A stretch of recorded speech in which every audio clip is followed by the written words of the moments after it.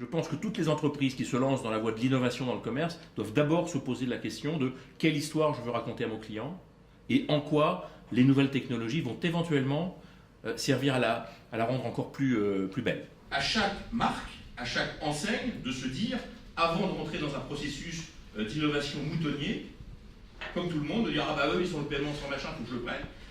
Qu'est-ce qui sert mes valeurs et qu'est-ce qui sert mon contrat avec le client?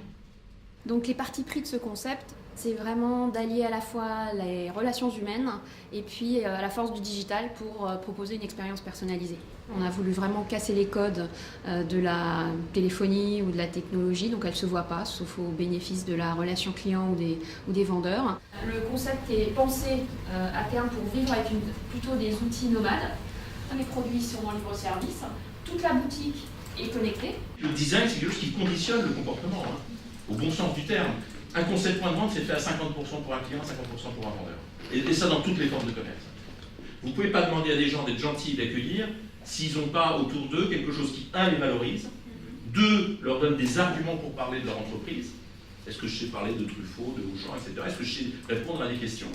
Et trois, qui leur donne un cadre suffisamment valorisant pour qu'ils aient envie de le faire. Je pense que vous venez tous dans une salle pour voir un concept, et en fait, le cœur du concept est ailleurs, ce sont les hommes. Et plus Internet sera fort, plus on voudra un contact physique riche, attentionné, personnalisé.